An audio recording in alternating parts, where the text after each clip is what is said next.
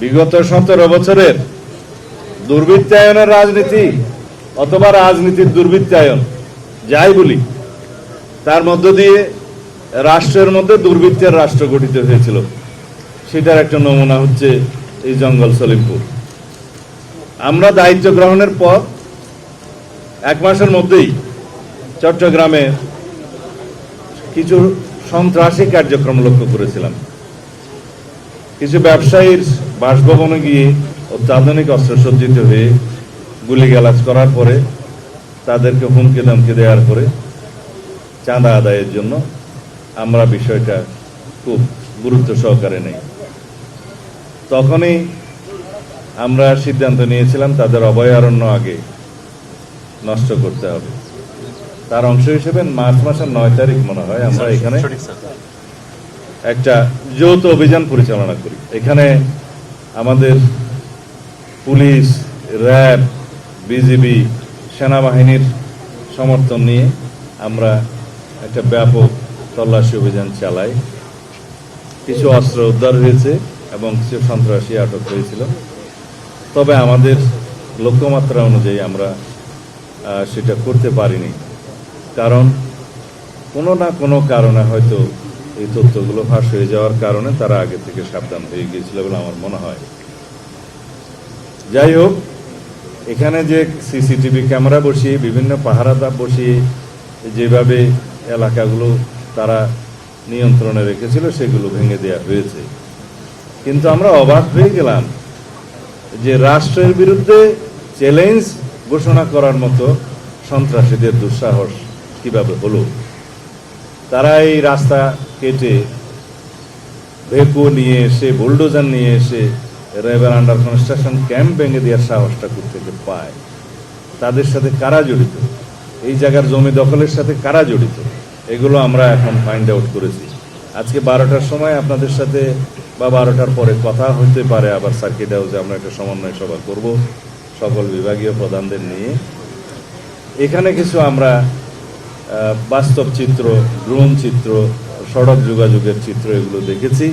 কিছু সরকারি সিদ্ধান্ত জানিয়েছি যেগুলো বাস্তবায়ন হবে। সলিমপুর ইউনিয়ন পাশে সীতাকুণ্ডের সাথে যোগাযোগ, ভাটিয়ারির সাথে যোগাযোগ, হাটাজারি বাইপাসের সাথে যোগাযোগ এবং চট্টগ্রাম কক্সবাজার মহাসড়কের সাথে যোগাযোগ কিভাবে স্থাপন করা যায়, কিভাবে রোড নেটওয়ার্ক স্থাপন করা যায় এবং এখানে আমাদের যে পুলিশের জন্য, বিজিবির জন্য, র্যাবের জন্য, অন্যান্য বাহিনীর জন্য এবং সেনা নিবাসের জন্য কী কী ফ্যাসিলিটিস ক্রিয়েট করা যায় সেই বিষয়ে আমরা কথা বলেছি। এগুলো পরিকল্পনা করছি। তবে স্থানীয় অধিবাসী যারা বিভিন্নভাবে এখানে কোনো না কোনো কারণে বসতি স্থাপন করতে বাধ্য হয়েছে অস্থায়ীভাবে বা রিহেবিলিটেটেড হয়েছে বিভিন্ন কারণে, তাদেরকে কিভাবে পুনর্বাসন করা যায় সেটা আমরা একটা পরিকল্পনা করব। তাদের কাউকেই এখান থেকে আপাতত উচ্ছেদ করা হবে না। আমরা জনগণের সরকার, জনগণকে কমফর্ট দেওয়ার জন্য আমরা আমাদের সমস্ত পরিকল্পনা করব। সুতরাং কেউ যদি এখানে ভীতির সৃষ্টি করতে চায় যে উচ্ছেদ করা হবে ইত্যাদি করা হবে, তারা যেন প্রশাসনের সাথে আগেই যোগাযোগ করে। এখানে কারাগারের একটা স্থাপনা অনেক বছর আগের থেকেই ঝুলে আছে, যেটা চট্টগ্রাম কারাগারকে শিফট করার। সেইটা একটা খাস ল্যান্ডের মধ্যে বাইজুদ্দি লিঙ্কের আশেপাশে, যেখানে এখনও আবাস নাই, বসতি নাই, সেই জায়গাটা চিহ্নিত করে সেটা মোটামুটি ডিমার্কেটেড করা হয়েছে। জেলা প্রশাসন সেটা ব্যবস্থা নেবে বুঝিয়ে দেওয়ার জন্য। এটা প্রশাসনিক অনুমোদন অনেক আগেই দেওয়া হয়েছে। আপাতত এইটুকু আমরা আপনাদের সবার সহযোগিতা চাই। এই আলীনগর, জঙ্গল সলিমপুর এই জায়গাটা আর কোনো বিচ্ছিন্ন সন্ত্রাসীদের এলাকা থাকবে না, অভয়ারণ্য থাকবে না।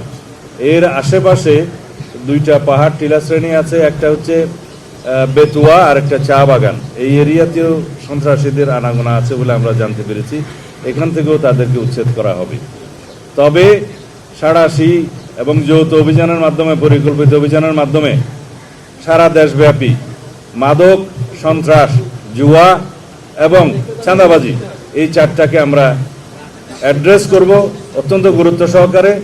এগুলোকে আমরা নির্মূল করার চেষ্টা করব। তার জন্য আমরা আইনি সংস্কার করছি। কারণ দেখা যায় 1867 সনের জুয়া আইনের মধ্য দিয়ে জুয়াকে নিয়ন্ত্রণ করা যাচ্ছে না। এখন জুয়া, অনলাইন জুয়া, অফলাইন জুয়া, বিভিন্ন রকমের মডারেট জুয়া এবং বেটিং এগুলো চালু হচ্ছে। এগুলো চালু হয়েছে অনেক বছর আগে থেকে। এগুলোকে আমরা কখনোই আইনিভাবে অ্যাড্রেস করতে পারছি না, বিকজ আইনটাই নাই, আইনটাই দুর্বল। সেই আইনটা আমরা আগামী সেশনে পার্লামেন্টে নিয়ে আসার চেষ্টা করব। তাহলে আইনি কাঠামোগতভাবে এগুলোকে আমরা অ্যাড্রেস করব। একই সাথে মাদক নিয়ন্ত্রণ আইনে আমরা যাতে স্পেশাল ট্রাইব্যুনাল স্থাপন করতে পারি সেই সংশোধনীটাও আনবো। এখানে হাজার হাজার মাদকের মামলা আছে যেগুলো পেন্ডিং হয়ে আছে বছরের পর বছর, সেগুলো নিষ্পত্তি হবে। এইভাবে আমরা আমাদের দেশকে বাঁচাতে পারি, যুব সমাজকে বাঁচাতে পারি। আর কিশোর গ্যাংয়ের যে উৎপাত হয়েছে সেটার জন্য আমরা কিছুটা আইনি সংস্কার আনতে হবে, যে কিশোর গ্যাং বলতে কত বয়স পর্যন্ত তাদেরকে কিভাবে কি সুবিধা দেওয়া যায়।